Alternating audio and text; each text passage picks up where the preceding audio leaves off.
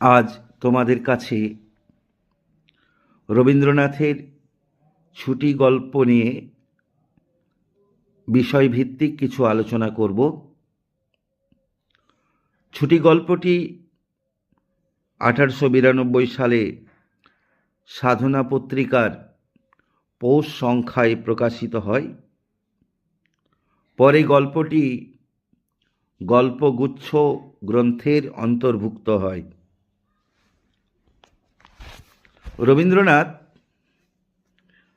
তাঁদের জমিদারি পূর্ববঙ্গের শিলাইদহ, সায়দপুর, পাতিসরে যখন পরিদর্শনে যেতেন, কোনো এক সময় এরকমই কয়েকটি বালকের খেলার দৃশ্য দেখে ছুটি গল্প রচনার অনুপ্রেরণা পান বা গল্পের বীজটা এই বাস্তব ঘটনাকে দেখে তার মনে আসে। ছুটি গল্প তার মূল বিষয়বস্তু হচ্ছে প্রকৃতির থেকে মানুষকে বিচ্ছিন্ন করলে তার যে দুরবস্থা হয়, তার যে মৃত্যু ঘটে, সেটাই ছুটি গল্পে দেখানো হয়েছে।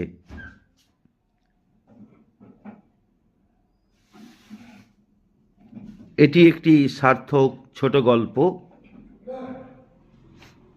ছোট গল্পের সংজ্ঞা দিয়ে রবীন্দ্রনাথ তার বর্ষাযাপন কবিতায় লিখেছেন, ছোট প্রাণ, ছোট ব্যথা, ছোট ছোট দুঃখ কথা, নিতান্ত সহজ সরল, সহস্র বিস্মৃতি রাশি, প্রত্যহ যেতেছে ভাসি, তারই দু চারিটি অশ্রু জল।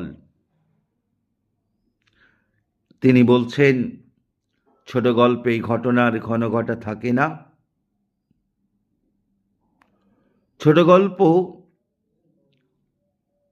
তে বর্ণনার ছটা থাকে না, কোনো তত্ত্ব বা উপদেশ থাকে না। এই গল্পের শেষে থাকে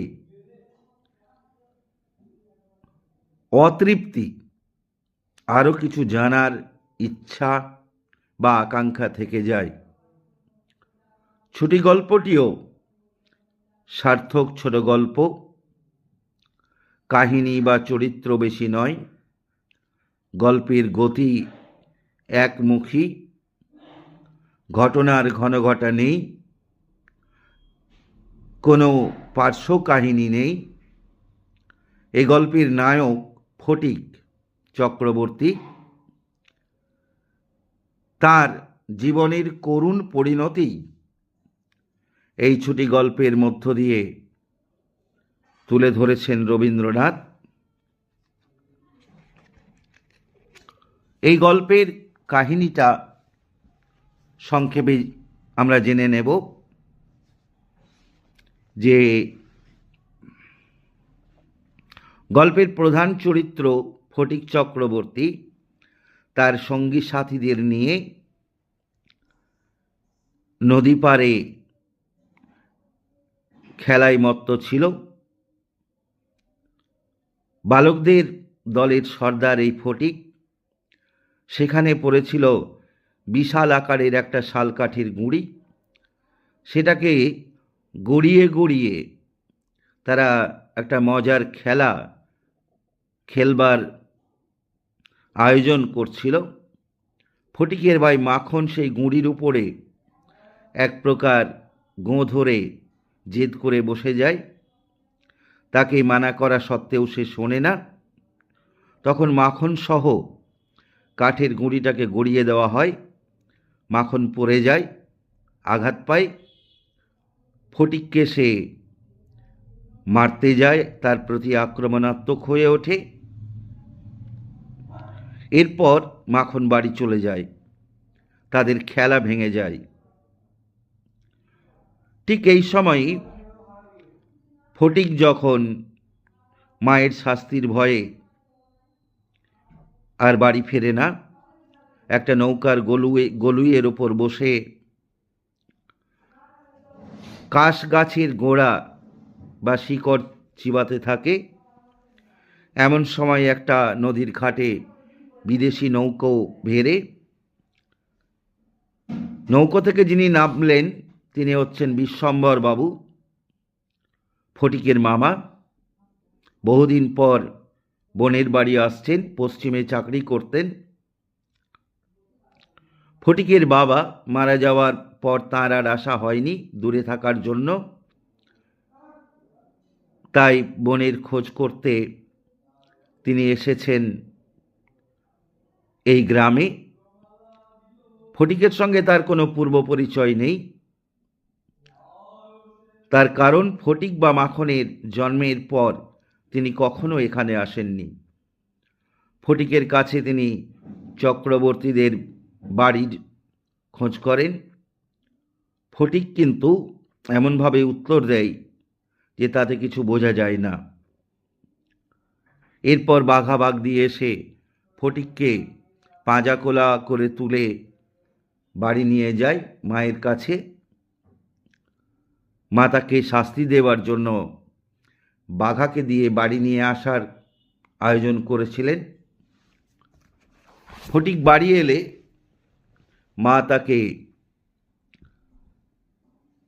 রাগ দেখান, তাকে শাস্তি দেওয়ার জন্য চিৎকার চেঁচামেচি করেন। এমন সময় তাদের বাড়িতে বিশ্বম্ভর বাবু আসেন। বিশ্বম্ভর বাবু আসাতে পরিস্থিতি পাল্টে যায়। বোনের সঙ্গে তার সৌজন্য বিনিময়, খোঁজ খবর নেওয়া ইত্যাদি বিষয়ে আলোচনা হয়। ফটিক প্রসঙ্গ পাল্টে যায়।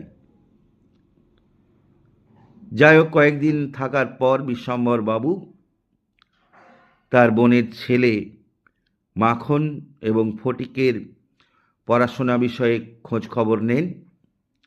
তিনি বোনের কাছ থেকে জানতে পারেন মাখন মনোযোগী, শান্তশিষ্ট, কিন্তু ফটিক বড় দুরন্ত, লেখাপড়ায় তার মন নেই। তখন ফটিককে তিনি কলকাতায় নিজের কাছে নিয়ে যাওয়ার কথা বলেন, তার পড়াশোনার দায়িত্ব নেন। ফটিক এ কথা শুনে মনে মনে খুব খুশি হয়। মামার সঙ্গে কলকাতা যাবার জন্য উদ্বিগ্ন হয়ে ওঠে।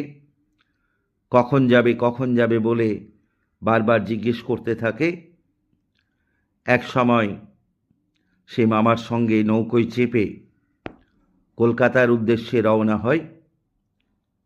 ফটিকের এত কলকাতা যাবার আগ্রহ দেখে মা মনে মনে একটু কষ্টও পান, ক্ষুণ্ণও হন।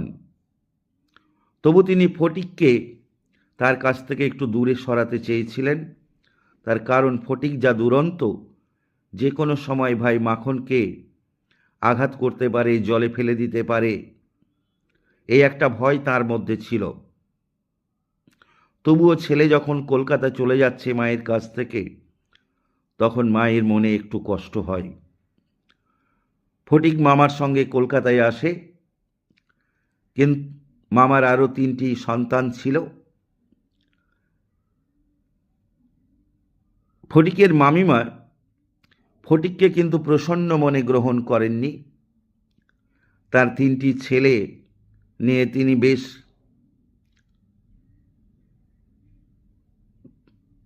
পরিস্থিতির, বিশেষ করে কঠিন পরিস্থিতির সম্মুখীন। সেখানে আর একটি ছেলে এসে জুটে যাওয়ায় তার উপর চাপ হয়। তিনি বিশ্বম্ভর বাবুকে এজন্য মনে খোঁটা দিতে থাকেন। যাই হোক, ফটিক এসে মামা বাড়িতে মামির স্নেহ, ভালোবাসা, আদর পায়নি। স্কুলে গিয়েও সে ঠিকমতো পড়াশোনা করতে পারত না। মাস্টারমশাইদের তিরস্কার সহ্য করত। একবার বই হারিয়ে ফেলে। বই হারিয়ে ফেলার জন্য তার পড়াশোনা হয় না স্কুলে প্রহার খেতে হয়, অপমানিত হতে হয়। তার পড়াশোনায় অমনোযোগিতার জন্য এবং স্কুলে প্রহার খাওয়ার জন্য মামাতো ভাইয়েরাও তার সঙ্গে সম্পর্ক স্বীকার করত না, বরং অন্যান্য ছেলেদের সঙ্গে তারাও ফটিককে অপমান করত। বই হারানোর জন্য মামিমার কাছে ফটিককে খোঁটা খেতে হয়। তিনি ফটিকের জন্য এভাবে বাড়তি খরচ করতে পারবেন না। এই 13-14 বছর বয়সের ফটিক, বয়ঃসন্ধিকালের ফটিক মামিমার কাছে যেন একটা বালাই হয়ে ওঠে। মামাবাড়িতে এসে ফটিক তার জীবনের সমস্ত আনন্দ হারিয়ে ফেলে, একটা আত্মগ্লানিতে ভোগে। এই ইট কাঠ পাথরের শহরে সেই গ্রামের প্রকৃতির উন্মুক্ত আনন্দ সে আর খুঁজে পায় না। সে দিন দিন যেন মৃতের মতো হতে থাকে।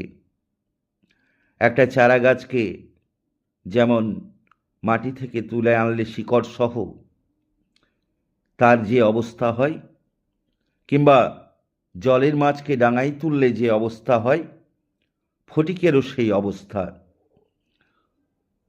শেষ পর্যন্ত ফটিক অসুস্থ হয়ে পড়ে।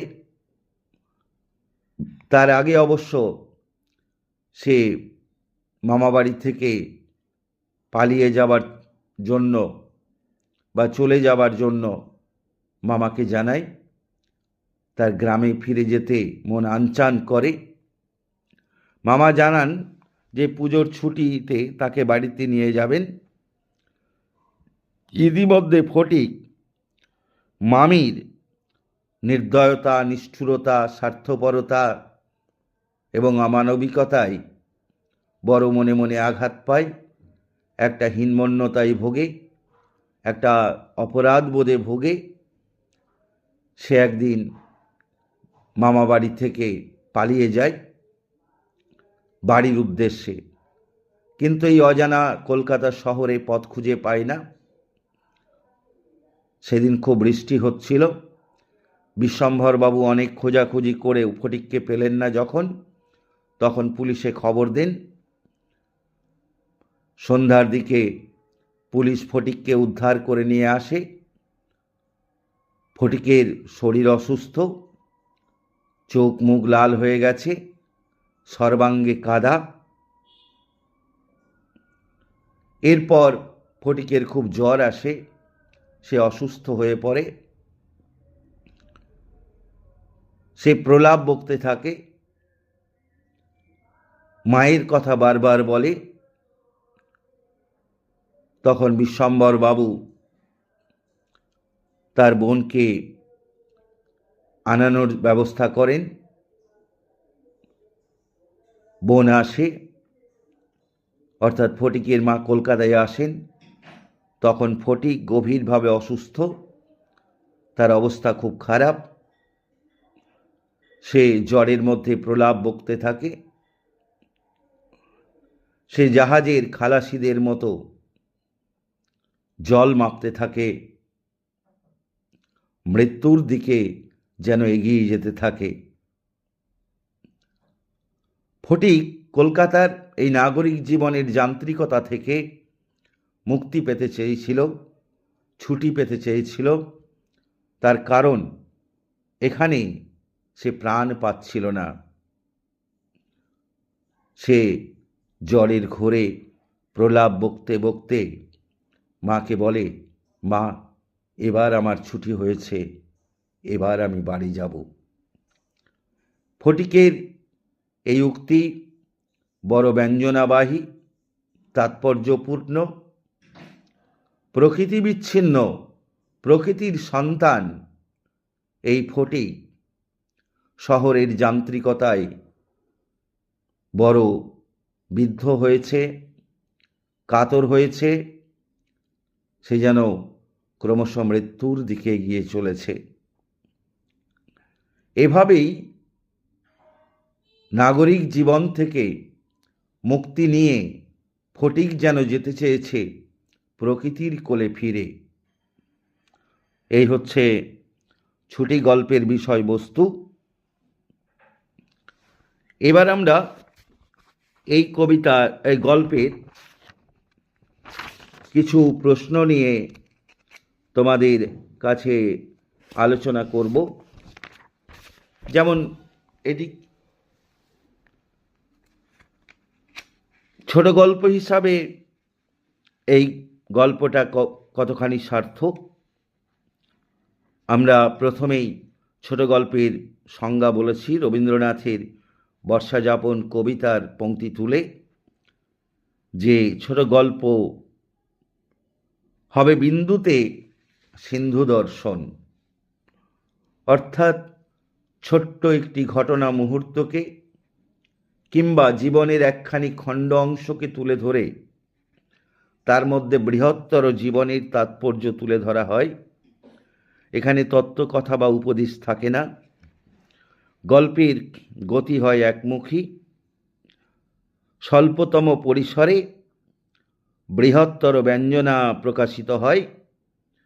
সবশেষে গল্প পাঠ করে একটা অন্তরে অতৃপ্তি রয়ে যায়। এই ছুটি গল্পেও আমরা দেখব গ্রামের ছেলে ফটিক গ্রাম থেকে এসেছে কলকাতা শহরে। প্রকৃতির সঙ্গে তার যোগ ছিল বড় নিবিড়, সে যেন প্রকৃতির সন্তান। কিন্তু কলকাতা শহরে মামার সঙ্গে এসে প্রকৃতির সঙ্গে তার যোগ ছিন্ন হয়ে যায়, তার আত্মিক মৃত্যু ঘটে। এখানে এসে স্নেহহীন, ভালোবাসাহীন এই যান্ত্রিক পরিবেশে সে ক্লান্ত হয়ে যায়, গ্লানিতে ভোগে, অপরাধবোধে ভোগে, যন্ত্রণায় কাতর হয়।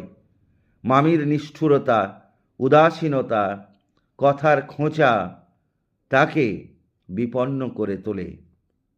সেই গ্রাম জীবনের উদার আনন্দময় পরিবেশ, প্রকৃতির সান্নিধ্য পাবার জন্য সে আকুল হয়ে ওঠে।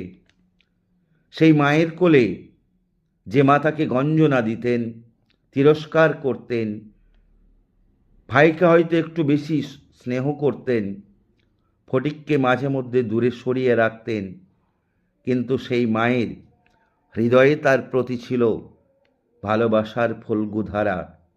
সেটা কলকাতায় এসে ফটিক যেন মর্মে মর্মে অনুভব করে। শহর জীবনে যে স্কুলে সে পড়ত সেখানে পড়া পারত না, অপমান, লাঞ্ছনা, উপেক্ষা, শাস্তি তাকে ভোগ করতে হতো। এরপর ফটিক অসুস্থ হয়ে পড়ে, মামাবাড়ি থেকে পালিয়ে যাবার চেষ্টা করে। শেষ পর্যন্ত জ্বরে আক্রান্ত হয়ে দারুণভাবে অসুস্থ হয়ে সে যেন মৃত্যুর দিকে এগিয়ে যায়। এই হচ্ছে গল্পের একমুখী গতি। এখানে কোনো পার্শ্ব কাহিনী নেই, খুব বেশি চরিত্রও নেই, এবং এখানে কোনো তত্ত্ব বা উপদেশও রবীন্দ্রনাথ দেননি।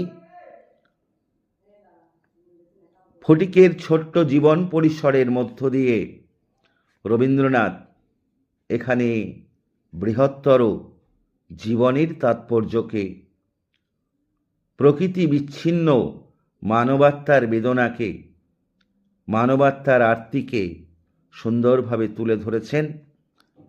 এই গল্প ফটিকের উক্তির মধ্য দিয়ে শেষ হয়েছে, এবার আমার ছুটি হয়েছে মা, এবার আমি বাড়ি যাব। এরপরে আমাদের জানতে ইচ্ছে করে কি ঘটল। ফটিকের এই উক্তি বড় ইঙ্গিতবাহী, তাৎপর্যপূর্ণ। গল্পে স্পষ্ট করে বলা নেই যে ফটিকের মৃত্যু হয়েছে,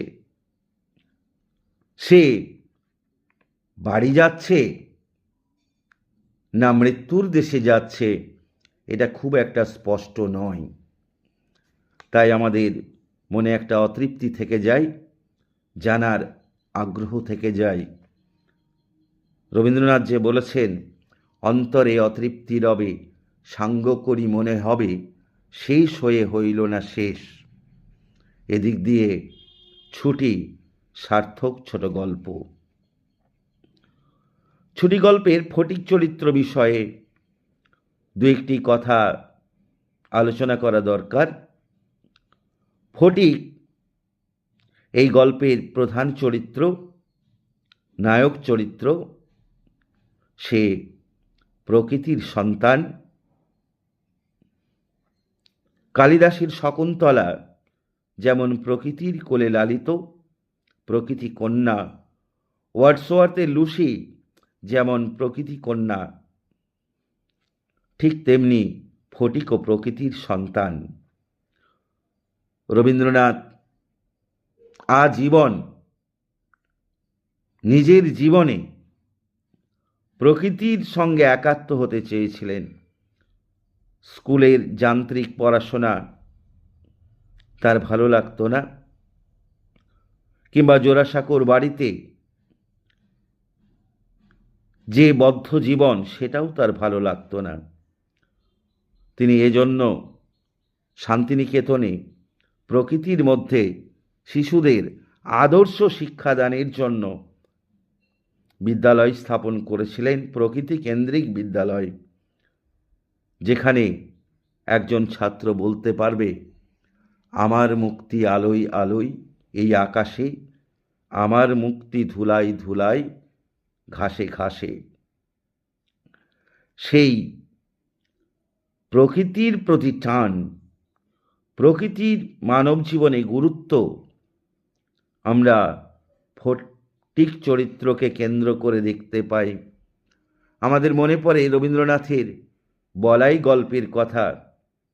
বলাই যেমন বৃক্ষকে ভালোবাসত, বৃক্ষের সঙ্গে একাত্ম হয়ে যেত, সেই একাত্মতা আমরা ফটিকের মধ্যেও দেখতে পাই প্রকৃতির সঙ্গে।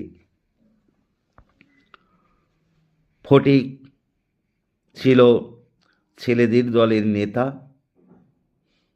উদার উন্মুক্ত প্রকৃতির বুকে ঘুরে বেড়াতো, সাঁতার কাটত, তাই রে নাই রে না বলে আনন্দে গান গাইত। তার জীবনটা ছিল আনন্দে পরিপূর্ণ সেই গ্রাম জীবনে। ফটিক ভাইকে কখনো শাসন করেছে, খেলার সময় মাখনের গালে চর মেরেছে, মাখন যে অন্যায়টা করেছিল তার প্রতিবাদ করেছে, তবু ভাইয়ের প্রতি তার স্নেহ ছিল। সে যখন মামার সঙ্গে কলকাতায় যায়, তখন তার খেলার ঘুড়ি, লাটাই, ছিপ সব ভাইকে ভোগের অধিকার দিয়ে যায়। ফটিকের মধ্যে একটা অভিমানও ছিল, কারণ মা যখন তাকে তিরস্কার করেন ভাইকে মারার অভিযোগে, আসলে ভাই মাখনকে সে আক্রমণ করেনি বা মারেনি, কিন্তু মাখন মিথ্যে অভিযোগ করে মায়ের কাছে। তখন তীব্র অভিমান থেকে ফটিক তার প্রতিবাদ করে। ফটিক ছিল স্নেহ কাতর, স্নেহের কাঙাল। তার বাবা মারা গিয়েছিল ছোটবেলায়, আবার মায়ের স্নেহ ভালোবাসা সে পরিপূর্ণরূপে পায়নি। মা ভাই মাখনকে যতটা স্নেহ করতেন, ফটিককে ততটা করতেন না। ফটিক যেন দুরন্ত দুষ্টু ছেলে, সে যে কোনো সময় মাখনকে আক্রমণ করতে পারে, জলে ফেলে দিতে পারে। তাই ফটিকের বিষয়ে তার একটা বিরূপতা ছিল।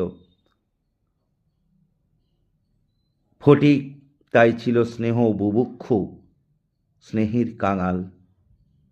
এই বয়ঃসন্ধিকালে 13-14 বছরের এই ছেলেটি স্নেহের জন্য লালায়িত ছিল। যাই হোক, এরপর মামার সঙ্গে সে যখন কলকাতায় আসে, সে ভেবেছিল সেখানে সে স্নেহ, ভালোবাসা, মমতা সব পাবে, যেটা পায়নি মায়ের কাছে। কিন্তু এখানে এসে বিপরীত অবস্থা হলো। মামি তার প্রতি স্নেহহীন, কঠোর, নির্মম, নিষ্ঠুর, তাকে বালাই বলে মনে করলেন, তার পরিবারে একটা আপদ বলে মনে করলেন।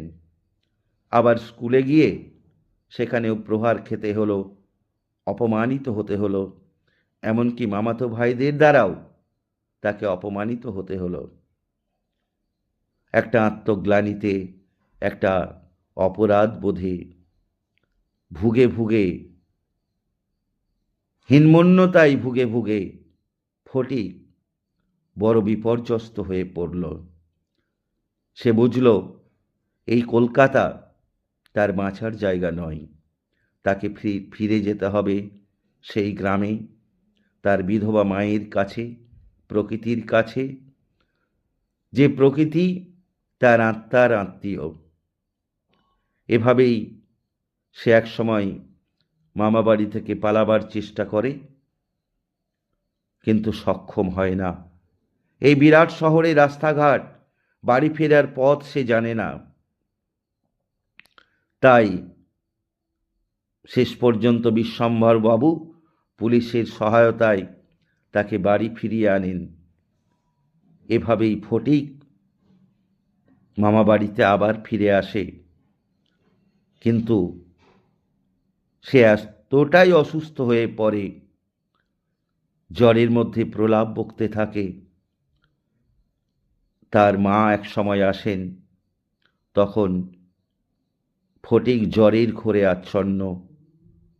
সে অবচেতন মনের ক্রিয়ায় জাহাজের খালাসিদের মতো জল মাপতে থাকে। এক বাঁও মেলে না, দু বাঁও মেলে না। প্রকৃতি বিচ্ছিন্ন ফটিক, প্রকৃতির সন্তান ফটিক মৃত্যুর পথে হাঁটতে থাকে। তার আর ঘরে ফেরা হয়তো হয় না, তার আত্মিক মৃত্যু ঘটে। এই হচ্ছে ফটিক চরিত্র। আসলে এই ফটিক চরিত্রের আত্মার সঙ্গে মিশে আছে রবীন্দ্রনাথের আত্মা। রবীন্দ্রনাথ নিজের জীবনে প্রকৃতি বিচ্ছিন্নতার যে বেদনা, কষ্ট অনুভব করেছিলেন, তার প্রতিফলন ঘটেছে ফটিক চরিত্রের মধ্য দিয়ে। আমরা এই গল্পে ফটিকের মামির চরিত্রটা বিষয়ে একটু সংক্ষেপে আলোচনা করব। ফটিকের জীবনের করুণ পরিণতির জন্য তার নিষ্ঠুরা, নির্দয়া মামিমা অনেকটাই দায়ী। এই গল্পে স্বল্প পরিসরে তার উপস্থিতি। তিনি হৃদয়হীন, বয়ঃসন্ধিকালের ফটিক তার কাছে একটা আপদ, একটা বালাই। বিশ্বম্বরবাবু ফটিককে কলকাতায় নিয়ে এলে তিনি অসন্তুষ্ট হয়েছেন, কারণ ফটিকের জন্য সংসারের খরচ বাড়ল, একটা দায়িত্ব বাড়ল। নিজের ছেলেদের সামলাতেই তিনি হিমশিম খাচ্ছেন। তাই এরকম একটি আপদকে, গ্রাম্য অসংস্কৃত ছেলেকে বাড়িতে আনায় তিনি আরও বেশি অখুশি হন। ফটিকের প্রতি সামান্য প্রীতি, সৌহার্দ্য তিনি কিছুই দেখাননি। ফটিক স্কুলের বই হারিয়ে ফেললে তাকে নিষ্ঠুরভাবে, নির্দয়ভাবে তিরস্কার করেছেন, তার সঙ্গে হৃদয়হীন আচরণ করেছেন। ফটিক একটা অবসাদে ভুগতে থাকে মামির তিরস্কারের জন্য, তাকে উপদ্রব বলে মনে করেন। এভাবেই মামির মধ্যে ফটিক কোনো মাতৃত্বকে খুঁজে পায়নি। তার মায়ের বিকল্প হয়ে উঠতে পারেননি এই মামিমা। ফটিককে তিনি স্নেহ দেননি, তার উৎসাহকে বারবার তিনি দমিয়ে দিয়েছেন। এভাবেই ফটিক মামির কাছ থেকে পেয়েছে লাঞ্ছনা, অপমান, উপেক্ষা, স্নেহ বঞ্চনা। পরের ছেলেকে নিয়ে তিনি এভাবে দায়িত্ব গ্রহণ করতে চাননি। ফটিকের অপরাধবোধের মাত্রাকে তিনি তীব্রতর করে তুলেছিলেন। নাগরিক জীবনের যান্ত্রিকতা, নিষ্ঠুরতা, নির্মমতা, সংকীর্ণতা, আত্মকেন্দ্রিকতা ইত্যাদির প্রতীক হয়ে উঠেছেন এই মামিমা। তার মধ্যে ফটিক কোনো মাতৃত্বকে খুঁজে পায়নি। আজকের আলোচনা এখানেই শেষ করছি। পরবর্তীতে অন্যান্য চরিত্র এবং কিছু গুরুত্বপূর্ণ লাইন ধরে আলোচনা করব তোমাদের কাছে। আজকের আলোচনা এখানেই শেষ করলাম। তোমরা